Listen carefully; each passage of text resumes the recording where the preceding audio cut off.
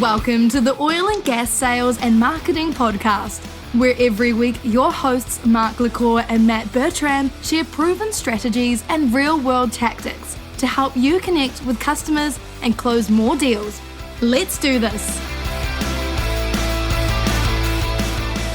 Manage your oilfield operations from anywhere with rigor, online or offline, whether it's scheduling and dispatching jobs, tracking employee hours, managing equipment rentals, or inspections and maintenance. You can create, review, approve, and upload all types of field tickets and agreements securely from any device. Plus, you can generate invoices same day and run powerful operation management dashboards on your desktop or phone. No paper, no errors, no headaches. Learn more at rigor.us. Link is in the show notes. We appreciate the guys sponsoring the show. Matt, we're downtown Houston. We are. I haven't been down here in a while. Me neither. And we actually could not get to Jeremiah's office. We had to actually call him to come get us like little kids. We did. Jeremiah, welcome to the show. Thank you. Thanks for having me. Yeah. So I've known you forever. You're the Chief Revenue Officer for IFS. Before we get into all the other stuff, what is a Chief Revenue Officer? That's a good question. I'll do my best to describe what it means to me and the role that I represent within IFS. So I am the Chief Revenue Officer of the Asset BU. We do have another Chief Revenue Officer as the collective whole of IFS. IFS is a large componentized or modularized ERP, EAM software provider. Started out 40 years ago in Sweden in the nuclear industry, providing maintenance software to nuclear plants. And then since then, it's grown into a $1 billion software company, all of the U.S. Navy, to a number of commercial airliners, to offshore drilling platforms, drillers, contractors, to service providers. I've expanded really big footprint now with a heavy focus on assets and services. So if you make assets and you service assets, and you've got guys out in the field servicing those assets around contracts, or if you're maintaining your own assets, that's where we want to be. And that's what we do. So back to the CRO question, my business unit is primarily focused is around the software for the assets. So that we have software specifically for manufacturing, to finance, to construction companies making these assets. My team is purely focused on making sure we develop, support, and acquire software to maintain the assets, if that makes sense. So from my perspective, the CRO role that I have, I straddle, I think the last count I have is about 60 sellers around the globe, a number of head of VPs, first-line sales managers around the globe, and then also another acquisition. We acquired a standalone best-of-breed EAM software last year called Ultimo out of the Netherlands. For those terms, EAM, Enterprise Asset Management, so maintenance management software. And so that falls within my BU as well. So I'm in charge of the overall strategy to the go-to-market, the marketing, how we market this, the industries that we're solely focused on. And right now we're purely focused for the most part, with a few exceptions, around EU&R, energy, utility, and resources.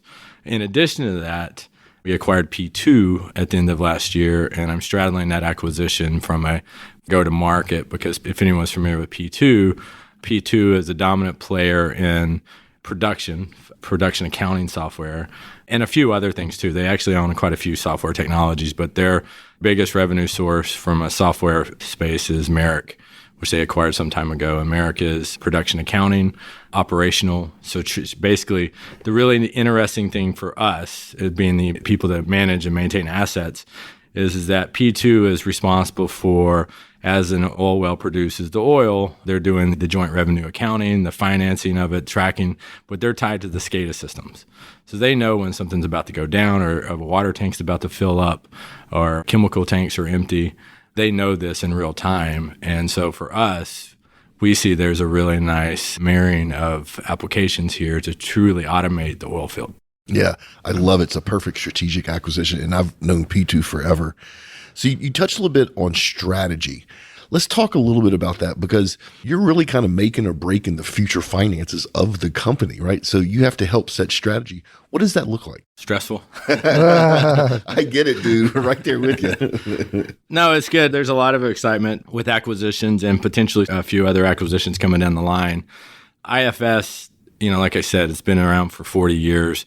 We've got some really cool technology, and to me, it's one of the main reasons I came back is the technology. It's hard for me being in sales my entire career and technology career is standing behind something you don't believe in. Right. So it's just something I can't do. It's really hard. You've really got to see what is the benefit, what are the problems that we're solving here. And traditionally, as EAM software, it's in my opinion, it's a commodity market. You've got players like SAP and Oracle and IBM Maximo out there. And what are they doing to make things different, make things better? And the vision that Darren Ross, our CEO, has laid out, our goal here is to do what Salesforce did for the CRM. Our goal is to do the same for assets. So we really want to look at the market and change the dynamic to these being these monoliths or these archaic maintenance software or ERP softwares to bring in like generative AI, like ChatGPT. We're all in on Microsoft, so we're heavily invested in all of Microsoft's applications. We're embedding the ChatGPT into our development, into the implementation of our products. So those are the things that get me excited, that I can get passionate behind, that we can automate a lot of these things. A lot of the pains that you see time and time again in these industries where they go and implement these big software applications and create their own internal problems from those big implementations. And a lot of these seem like no-brainers to fix. It's just how do you fix them when there's so many different problems from people to time and money to solve these problems. And so we do have the vision that we have is great. It's just a matter of executing that vision. Yeah, it's really interesting. So I don't want to name names, SAP and Oracle, but I don't know a single installation in the oil and gas industry that has hit budget and is launched on time, right? It's always a mess. And then once the implementation gets done, the user experience is usually not what everybody was promised, right? And that's one of the cool things. I know IFS is one of the cool things about what you do is y'all tend to, your projects actually hit time, hit budget, and your user interface is actually, I don't want to say it's enjoyable, but it's intuitive. So it makes it enjoyable to get the work done. So pretty cool. We talked about strategy and you touched a little bit about managing the sales team. You have global responsibilities. What is that like managing sellers all over the world? It's good. I like it. It's challenging. As long as you get flexible hours, early mornings, late nights, depending on where your cadences are. I am not I guess from my perspective, traditional sales manager that I've had in my past. I've always viewed when I moved into management from enterprise sales as a sales rep to management some years ago was, what is my value? My value is not getting on a cadence call and asking, give me the update on this deal and me taking notes so I can pass that on. If that's the value I'm bringing to this organization, I don't want to be here. Right. Because you could do that in an email. My value is, I hope, and that's what I try to bring to any of the organizations I would come into as a sales leader, is looking at the deals differently. How do we make this a higher value deal in the sense of solving a bigger problem? It's not always about the size of the deal from the revenue that we're going to bring home from selling our software or our services. For me, I'm really intrigued on how big of the problem is that we're solving at the organization. And once we know if this is a really big problem, and this is large working capital problem or uptime in production, and there's a lot of money tied to this problem, then the money will come. Yeah, so I think that's something I've always seen. If you manage, like the bigger problem you solve, the greater opportunity it is. And then the more money you manage or what you're responsible for translates into value, translates into, paychecks for salespeople, right? And so it's really important when you look at it from a strategic standpoint or a consultative selling standpoint to figure out what does this bigger opportunity look like? And you started to speak my language there when you were talking about how do we get creative on who can we bring in? How can we grow? How can we solve this problem? How can we add value? Because a thing that I've always seen is you try to do it all yourself. And even with sales and marketing, you want to build a team, right? You want to build a technical expert to come in. You want to pull different resources and sales guides to do that. But your value is being a trusted advisor to the client. It's not, ChatGPT could just ask the cadence, right? You could automate that out. Yeah. It's like, where are you filling in the gaps with the value in between there? Yeah. So for me, I guess to be a little bit more pointed on it too, with the focus on the EU&R, that's where most of my career experience, mostly upstream oil and gas, is most of my career experience. In the last 8 years, a little bit more in mining, and then a little bit in power generation utilities. And the ability to understand what those maintenance crews and reliability engineers are dealing with on a daily basis, and understanding how that affects their bottom line and how the CFOs are balanced, because that ultimately is why you buy a maintenance management software system. There's nothing sexy or attractive about it, but ultimately is to track the cost and hopefully improve the uptime and reliability of your equipment. And so, again, back to what I really bringing to the table when you have these sales reps. I've got a whole mixed bag of sales reps, from brand new to people older than I am. They've been doing this longer than I have. And they're all fantastic with their own different experiences. Is the first challenge as a CRO that you always have is trying to break down the wall that I'm this CRO guy, and they're nervous about what they can and can't say in front of me. Right. And once I can break that barrier down by just a guy here that's it's been here, done this with a lot of big oil and gas, a lot of big mining companies, just trying to share my experiences to try to improve the deal or cut and go to the next deal if this is not a real deal, and just try to coach the best I can. So I guess the tie that off is sales coach as best I can and collaborate with them. And I'm not going to go in here and say that I'm the best sales rep ever to live, but I do pride myself in the experience that I've had I've actually, when I got started, born and raised in Southeast Texas and was an outdoor machinist, worked for Diamond Offshore as a roughneck for a while, put myself through college. So I have some hands-on experience. And I tell this to our executive teams in London that I'm not the most polished guy. I sell software to maintenance guys. I don't sell software to executives in Sweden or London, if that makes any sense. Yeah. Oh, yeah. That coaching element, that's something that in my sales career, I've had some phenomenal sales managers and I have some that really sucked, right? And that coaching element, I think, is so important, especially with today's younger sellers. You know, my generation, I didn't want to hear from my sales manager because if I heard from him, something was probably wrong, right? But this younger generation, I have some younger sellers that work for me, they kind of want that constant feedback. And I actually think it's wonderful because they actually will sit and listen. One of my favorite things to do as soon as we walk out of a client meeting is give direct feedback with the understanding there's no emotions attached to it. And then I ask the same.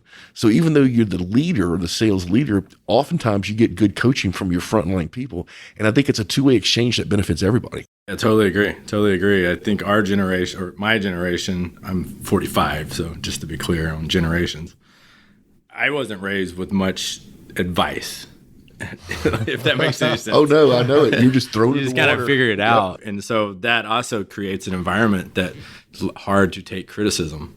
And one of the things I've learned in my early stage of my career is anytime for a sales manager, I've always been, hey, if you don't like something I'm doing, please let me know. Like, let me know as soon as possible, because I don't want to be 6 months into something and you're like, every day you're just getting resentment. You're like, I'm going to fire this guy. He's a jackass. Right. And he doesn't know what he's doing. And I don't want to be in an environment. I don't want to create an environment as a leader that judges you for asking for help.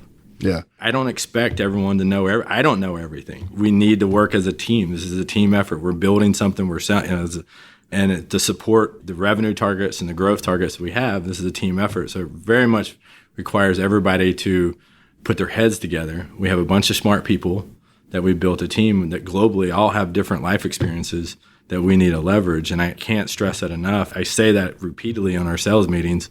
Come to us. We're not expecting you to know everything and be an expert on all things. So I'm going to go completely off script here just because it popped in my head. I've had a little bit of sales management experience. Hats off to you for doing it because I didn't like it. I'd rather be a frontline bag carrier and be responsible for my own income. But you ever have a situation where you have a rock star, I mean, literally a rock star on your team that's just killing it, but he or she leaves a wake of bodies behind them? It's a weird place to be as a sales leader because on one hand, they're generating tons of revenue, but on the other hand, they just don't fit, right? That's a strange place, and it's a hard decision to make. The culture. The prima donnas. Yeah, my last role at the last company before coming to IFS, it was a small software company got bought by IBM.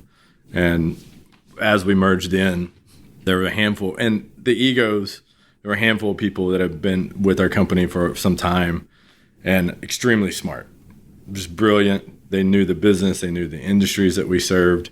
and you could put them in front of the customers. Customers loved them. Fly them anywhere in the world, in front of, from Equinor in Norway to Petronas in Malaysia. And, they would blow their socks off with their sales presentations, but everybody in the company hated them. They were just absolute arrogant asses. Yeah. And if finally you just get to a point where it's a toxic environment. Yep. Yeah. It's a toxic environment. This is not, and you do your best to coach them. Like, you can't treat people this way. This is not, and at some point, so, you pull the plug. Yeah. You just can't have an environment where someone is, even though they're great at one thing, they're horrible, and you got to balance it. Yeah, I learned my lesson too, and that's the result, right? Is they're not a good fit, and the quicker you let them go, you may have a loss in revenue, but the entire team, basically, it's like a weight off their shoulders, and that revenue comes back. It doesn't poison the well, right? Right. If you're trying to set a certain kind of culture, Yeah. and you have someone rowing in the other direction, it just takes longer to get back on track. So you mentioned earlier about senior leadership. You're in a unique place, right? So you and your team are the only people that are bringing money into the company. And yet you also have to make your senior leadership happy. That has to be a balance. Yeah, absolutely. Absolutely. Well, so let me be very clear. I have a BU. There's 3 main BUs within our organization. There's aerospace and defense. Then there's the service management aspect of it. And then there's us, the asset piece of it. And so those are the 3 main business units that ultimately report up to our leadership, my peers, if you will, and then my leaders. So I have, I report to the president and board that oversees 2 of the business units. And we have weekly forecast calls. And how many direct reports do you have? I think I missed that piece earlier. I could go count it now. I don't know. A bunch. A bunch. Because we acquired a company last year that I took over. So, and some of this is being reorganized right as we speak right now underneath this whole business unit. So a couple hundred. Okay. So. But back to you report. Yeah, so I have weekly forecast calls with our global CRO that's out of the headquarters for London and reports to our CEO. And then I report to our board, president and board member that oversees. It's it's a very matrixed organization. So it's complicated to multiple bosses. Right. So you just try to make as many of them happy as you can. And I'm also guessing that sometimes you have to toe the line and go, look, this is not legit. Yeah, look, I'm not gonna. I think in the last few executive leadership roles I've been in, I prefer just to be direct. Yeah. And one of the things that I've seen in so many failed sales leaders is they know deep down that, say, this quarter they're not going to make it, but I don't know, it's a hope and a prayer. I'd rather just be like, hey, there's no way we're pulling this off. Yeah. And deal with that than with the failed expectation. And then try to, you can't be Eeyore. I heard that one the other day. It was a good one. But I'd rather just be brutally direct. Yeah, it's funny about sales leaders because you don't see this with project managers or engineering managers. If a project manager has a piece of the project running behind, that's the first thing they do is report. But you're right. There's something about the culture of sales. I don't know if it's hope. Maybe this magical deal will come in the last day. But at least for us, I agree with you 100%. If there's a problem, I want to know about it. If it's a revenue problem, as soon as possible, because then you can deal with it. Yeah. Absolutely. You get contingency plans. How does it affect us profitable? We're hiring people, so maybe we need to, slow on hiring in this region because you're not going to hit that number in that region. There's all sorts of different levers that can be pulled, and it's just a matter of being honest with yourself and everybody else. I just had a call, getting ready for my forecast call yesterday with a sales manager, and they had a deal that just started 4 months ago, and they're calling it for Q3. And our average sales cycle is 18 months. It's so you're going to break the company record. That's what you're going to do here. Right. He's like, I'm going to try it. I was like, come on, let's be on. There's so many stage gates. That's why we have a process. That's why we need to follow these processes. But you're not going to. I will be the first to take you to and buy you any steak dinner you want. You break that company record, but let's set proper expectations internally. And then it's a great, if you actually do it, then it'll be an even bigger win. Yeah, I love it. So we talked about your interface with senior leadership, interface with your sales team. About marketing, that has to be another place where you have to spend a good bit of time. It is, yeah. So IFS, it has a really good marketing department. If you need content, material, you want to go to a show, you want to do something, but we don't have unlimited funds. Right. So the biggest thing that, and been back at IFS now for 6 months, for me, it is I need to see if we're going to invest, so like go to a conference, go to a show, or invest in some type of, there's so many things to throw your money at on marketing these days. What's the return on investment? It's got to be a clear return on investment to get leads. I mean, that's the goal. And that, at least for us, the challenge that we have as IFS is that we're not a brand, we're not IBM, we're not SAP, we're not Oracle. We're not that recognized. So the challenge from my perspective is it's more in the strategy and go-to-market and in having marketing to support that message. It's picking the things that you're best at and really amplifying that messaging in that area. So for that problem, they think of you as the solution. Yeah, exactly. And really trying to, so one of the things I'm a big fan of right now is, so the way we've structured my sales teams after EU and R, so we've got sellers here in Houston, and they're primarily focused on oil and gas and a few utility generations, but for the most part, upstream oil and gas, a little bit of midstream too. So divvy out the accounts that there's some rhyme and reason, there's some logic. I'm not going to go try to convince ExxonMobil of ditching SAP. They're going, It just rolled off of that account from my last job. They're on the path of the largest SAP HANA upgrade in the world. And I'd like to say we got good salespeople. We're not that good. But you are good enough to realize that that's a waste of your resources, and so you leave it alone. A lot of sales leaders don't do that, and they waste valuable time and resources. I will say that tongue in cheek. So I am actually talking to ExxonMobil and a couple of others, big SAP shops, because we have made some acquisitions of some products that don't replace. They add value, and they actually add a lot of value. And so from my perspective, and don't tell any of these other clients, this is like a Trojan horse. Right. And that's the strategy. So if we can get we've gotten our foot in the door at a number of these big firms, it's AI-driven optimization engines that can go in, that can say, look, SAP is this big system that everybody's using, from finance to supply chain procurement to maintenance, creating all this data, but it also creates some very aggregated problems. And so we have some really cool technology that can simplify some stuff like shutdown, turnarounds, planned schedules. Lots of planning goes into that, and they've lost that ability in SAP and other systems to execute a proper schedule. You're thinking about, like, if you're, managing a couple in the Gulf of Mexico, how many offshore platforms you're managing in the Gulf of Mexico with several hundred crews going in and out with contractors, and trying to, and you have scheduled maintenance, right? And you're trying to balance all those schedules and those jobs. And, do you have the parts? Do you have the electricians, or everybody that's needed for those jobs ready to go? And so most of these companies today, the best they can do is 2 weeks in advance. A world-class maintenance organization is going to have a 90-day schedule. And so what happens is that they're dipping into safety stock, they're helicoptering parts and people out last minute and spending way more money than they need to be spending to execute these jobs, if that makes sense. Makes total sense. And so we have some really cool technologies and optimization technology that can plug into SAP and look at here's all the jobs that we want to do. Here's all the resources. So here's the parts that we do have, and here's the crews, here's their schedules, and does load balancing, and it says, oh, well, here's the schedule you can actually accomplish right now with what you have. And it's constantly looking for any type of changes. So if, a guy doesn't make the next rotation, the electrician they needed for that job, he misses rotation, then it's going to reschedule automatically and give you a new Gantt chart. We got to get you on the Digital Doer Show to talk about that, because I got a feeling we could go deep into how companies like Exxon have their project schedules in Primavera and their finances in SAP, but they need something in the middle. And I suspect what you just rattled off, even though I don't know, is what sits in the middle of that, which would be super valuable.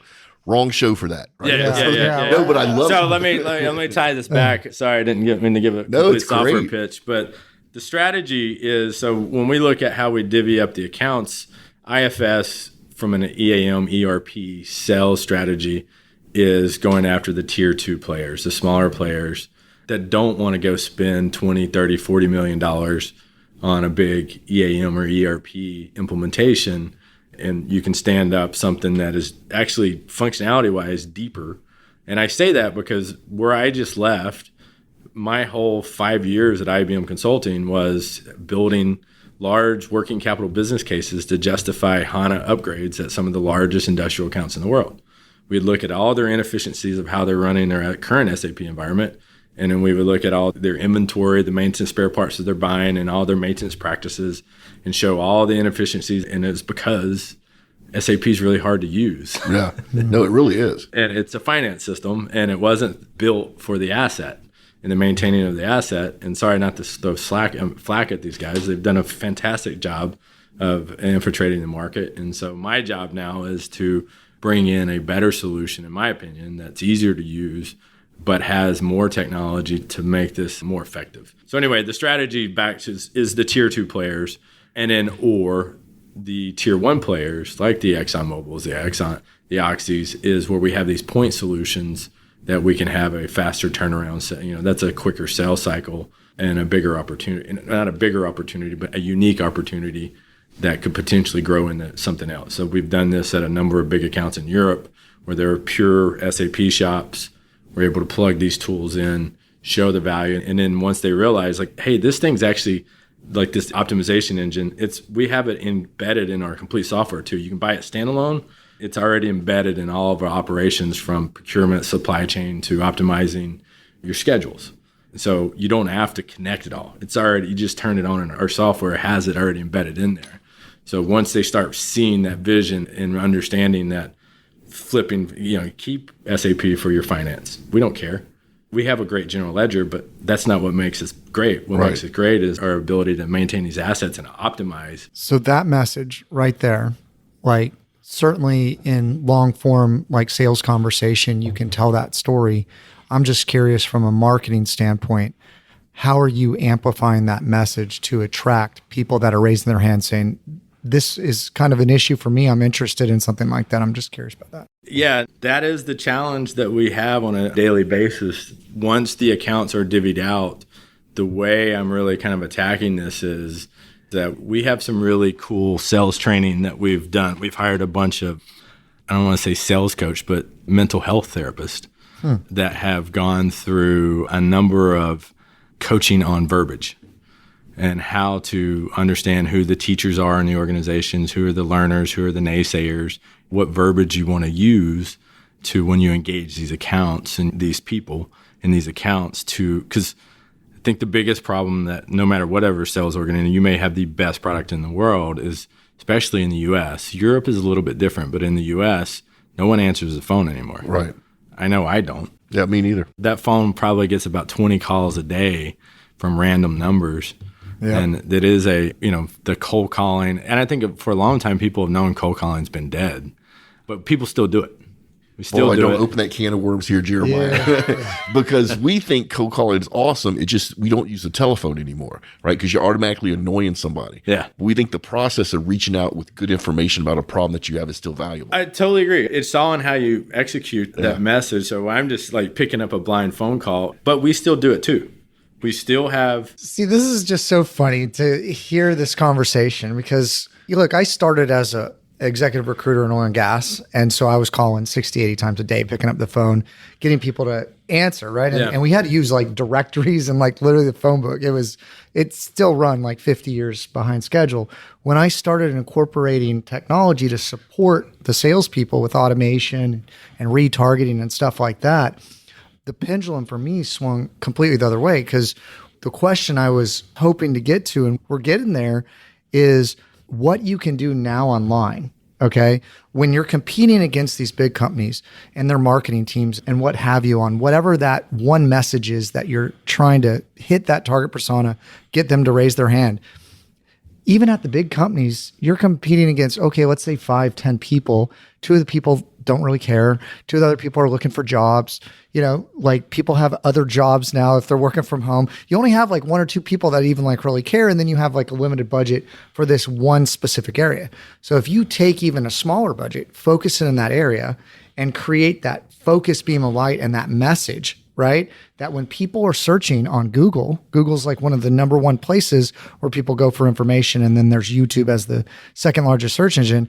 If you focus a content creation strategy in a way to catch that pain point in a certain way to get them into like a sales funnel to then get them to a salesperson really quickly, it starts to produce a steady stream of leads, right? And so attraction marketing, I don't know, you can coin it a lot of different terms, but sales is over here and then attraction marketing's here. And then you got to look at a bell curve on where you're comfortable and where you fit.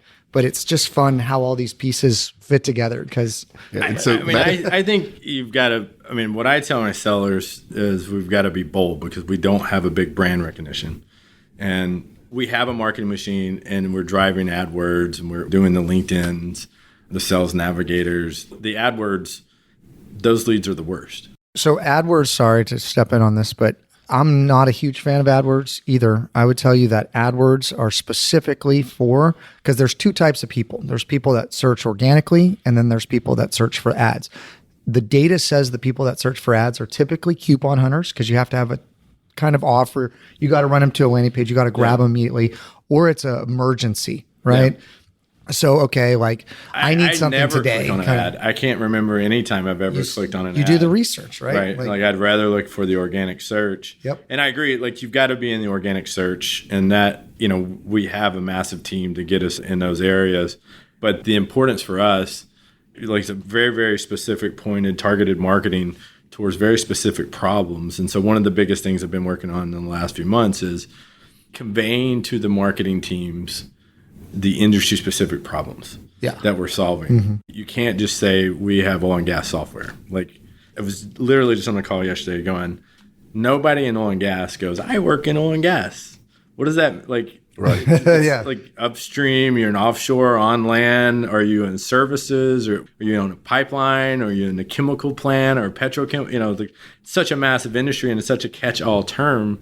It just shows that you're just trying to tap into a market you don't really understand. See, Jeremiah, you fit right. So the whole philosophy of this shows that we believe sales and marketing should be joined at the hip. So basically, you just agreed with that in the fact that the salespeople know what the job titles are and what the problems are and what people are searching for. If they would just convey that information to marketing, marketing would not have to do this broad shotgun approach. Right. And so if they would work together, if salespeople would bring the marketing people with them on client calls and let them just listen to the conversation. Love this. Unfortunately, we're way over time. This has been great. I want to kind of close this out. So Jeremiah, real quick, your backstory, right? How did you get here? That's a good question. So I grew up in Southeast Texas, Beaumont, Texas. My stepfather worked on an offshore drilling platform for Zapata. I don't know if you've ever heard of Zapata. You're dating yourself. Yeah, Zapata, I think got bought by Diamond. Diamond, yep. I think Diamond bought Zapata in the 90s. When I got out of high school, that was my first job out of high school as a roughneck on Diamond's oldest drill ship. So it was an old barge, I think. Not barge, but I don't know. It was an old ship from the 40s. They converted to a drill ship.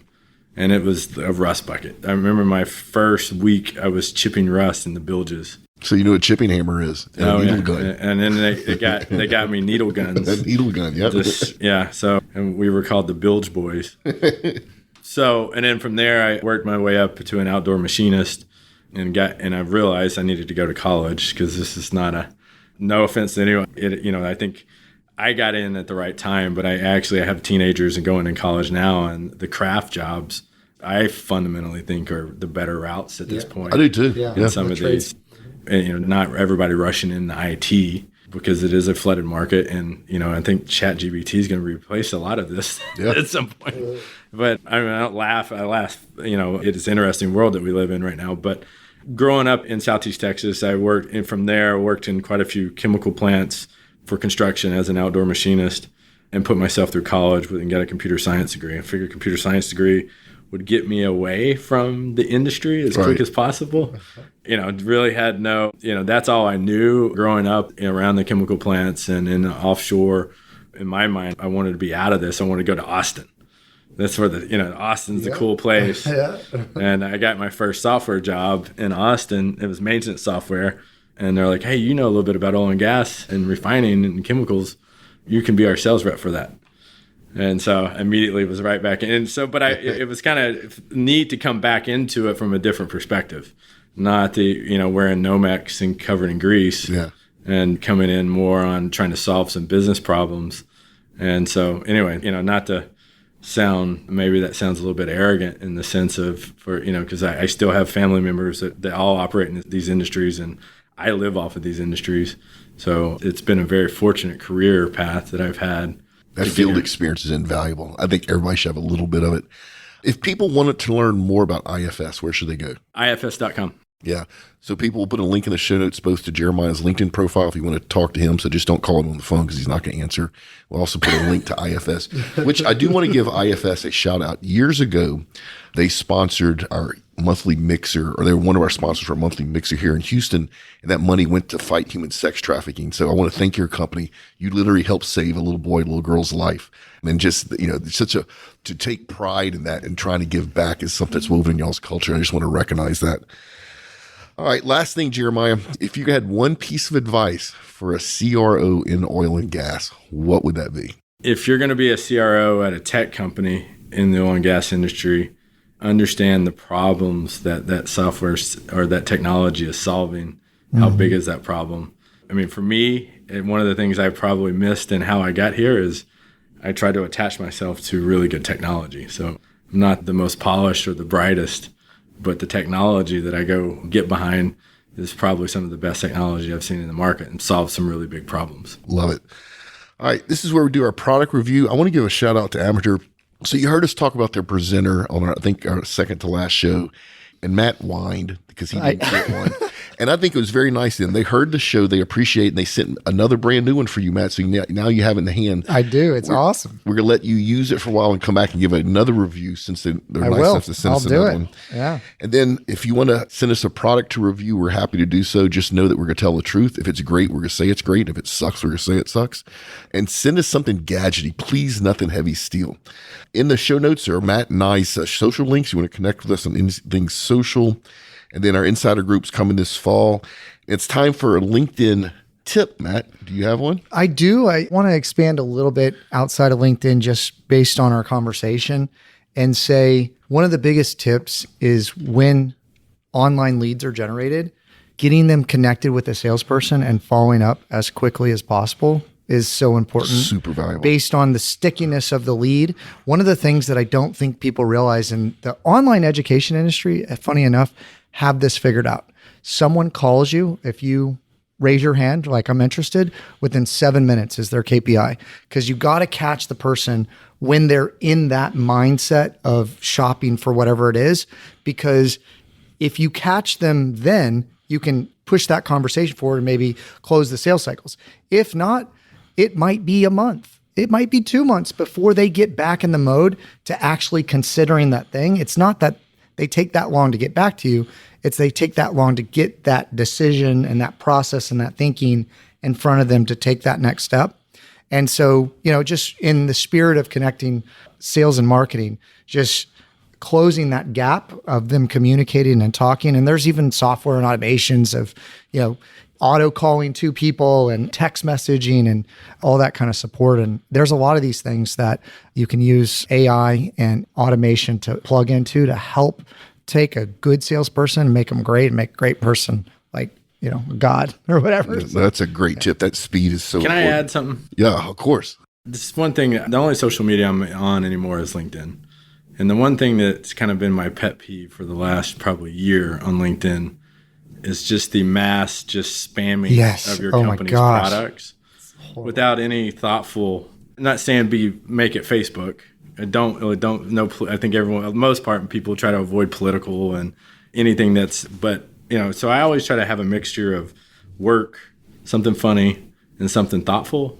And two of those don't have to be connected to it. Right. If that makes any sense. That total sense. Sometimes it's a little bit more engaging and it shows you're not just a parrot. Yeah, the fails. If you listen to the show, some of the fails that I talk about they're always that. Somebody trying to sell me something with no idea who I am, what I do for a living, at like zero. And my thing in the back of my head is like, does this ever work? So it must work at some point, but it works in volume, and they're looking at 0.01% conversion rate, right? Yeah. So all your LinkedIn spammers, stop. It hurts your brand. Don't do it. If you want to learn how to do it properly, reach out to Matt, and you don't have to spend all that time spamming people like Jeremiah and I, because we hate it. All right, let's get out of here. Jeremiah, this was great. Thanks for your time. Thank you. Remember, make a difference, not a sale. Check us out next week for another enriching and cheeky episode of Oil and Gas Sales and Marketing Podcast, a production of the Oil and Gas Global Network. Learn more at OGGN.com.